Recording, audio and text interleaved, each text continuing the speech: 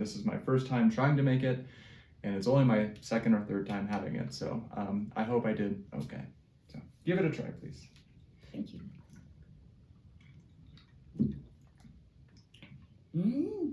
It's really delicious. You're not just saying that. It's really delicious. So surprised. Hey gang, Garrett here. I'm in southern Mexico and it's the winter time and I want some tepache. Unfortunately, it's only available in the springtime. So I'm gonna give it a go in my understocked Airbnb kitchen and see what I come up with.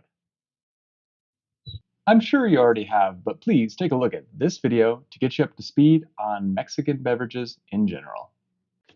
For the tepache we'll be making today, we'll have pineapple as one of our fermentables, as well as piloncillo. You'll see this a lot in Mexican cooking and Mexican beverages.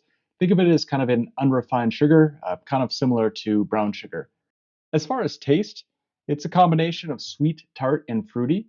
How it's fermented, yeast and lacto. Traditionally, they use the skins of pineapple, but we're going to stack the deck in our favor and bring some Voss yeast and throw it in there. It's low alcohol, and as far as spices goes, we'll be using clove and vanilla. The idea to have tepache came to me when my Spanish teacher was showing me her cookbook here, and I saw the recipe and I thought, hey, why not? I've had it before, I really like it, and this is an excellent starting point. The book is amazing itself. I'll go ahead and leave a link in the description so you can check it out yourself. It's in English, by the way. First step is to procure some supplies, so what better way than to snag some pineapples from a street side vendor. He was asking me about what I was going to use them for, besides eating, because I wanted the whole ones, and after I told him, he wanted to load me up with some skins to get me started. As far as other ingredients, I picked up some alcohol for cleaning, some piloncillo, as I'd mentioned before, vanilla, and cloves. I'm not super familiar with what cloves look like, so I had to look them up just to make sure what I was going to get when I was looking for at the markets here, but once I found them, and they're everywhere. Step one is to prepare your ingredients. I went with roughly 1 inch by 1 inch cuts of pineapple here. Next, crush your piloncillo. As you can see, this stuff gives concrete a run for its money, so I had to improvise and I grabbed a cheese shredder from the cupboard there and made pretty quick work of it. Here I have a 4-liter pot, and that's the only thing I had at my disposal. I used it as an opportunity to heat sanitize my instruments as a second layer of protection. I filled it all the way up to where I thought that there would be enough space for the pineapple to go in. So I'm shooting for 2-liter bottles of tepache in the end. So I went with 3 liters here, threw in the piloncillo, threw in the pineapple skins and all that stuff, and brought her right up to the top there. After a 10-minute temperature rest, I did my best to fish out the pineapple, the vanilla, and the cloves. And then I had to improvise a bit to bring the tepache down to temperature. I had to put a plastic bag at the bottom and a plastic bag on top to keep the water out, as well as lower the temperature. No Star San here, just some alcohol bought from a pharmacy for sanitization. There's absolutely no way I would be able to take that pot and pour it into the small openings of the PET bottle. So I took a water pitcher that was in the Airbnb and I sanitized that as well. Letting the alcohol drip out of the PET bottles right here. And then for the moment of truth, the transfer. Mostly good. Little side quest here. I prepped one of the pineapples and pulled some skin from that, cut it to a small enough piece to put in the PET bottle so I could compare the skins versus the no skins in the final product. With a mostly steady hand, taking it from the pitcher to the PET bottle for eventual tepache. Here's where I added the dry Voss.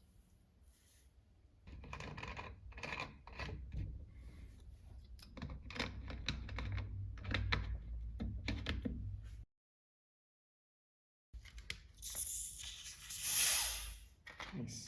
The fizzle.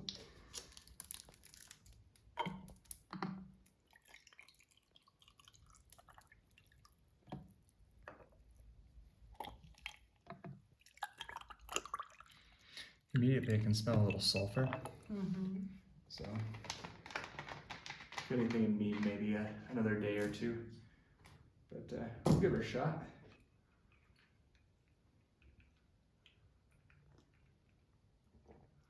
It's sweet. I'm surprised that this didn't take off a little bit faster. You know, with beers and Voss and the Quebec there, I was more worried about missing the fermentation entirely.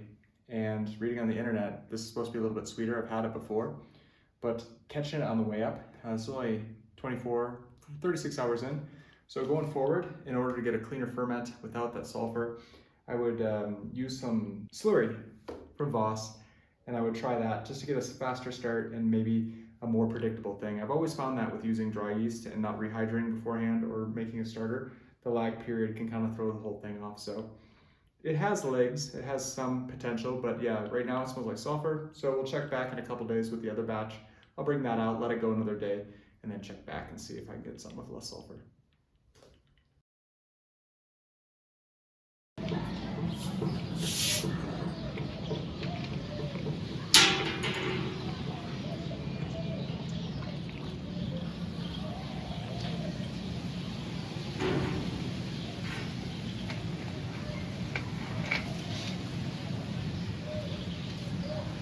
All right, let's try again. It's been 7 days since the first time we tried it, so 7 days from start to finish, and you can see it's a lot more bright, suggesting some yeast has fallen and all that kind of shit has come out of suspension. One thing to note is that it was a very slow continued ferment where I had to burp the bottle a little bit, but it wasn't anything outrageous that you would experience with Quebec and a standard beer. So that was kind of different. It's just slow and steady. Temperature could be involved. We're here in central Mexico, or southern Mexico rather, and it's quite cold, as you can see.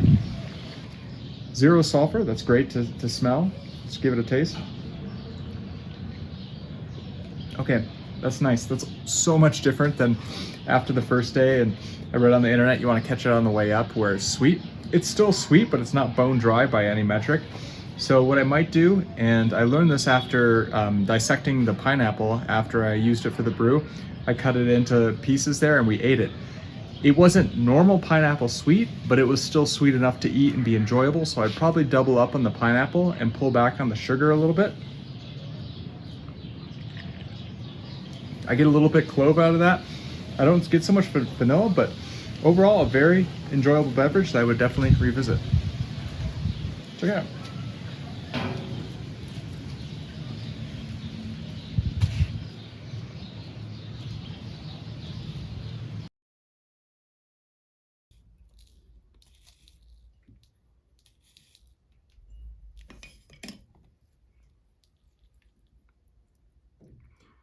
My pleasure. To let the world to know this drinking is called Tepache, very Mexican. And when is it available typically? Usually many people do at home. Oh, okay. See. But can I buy it in the street? Sometimes you can get this drinking in the street, but usually it's better to prepare in your house. Okay. Because the taste is better. Do you make it often? Once in a while. Okay. For like a special occasion or just? When it's spring or summer, okay. because it's hot, so we need a refreshing drinking. And now in San Cristobal, it's wintertime and I can't find it, so I needed to make it for me. This is my first time trying to make it, and it's only my second or third time having it, so I hope I did okay. So give it a try, please. Thank you.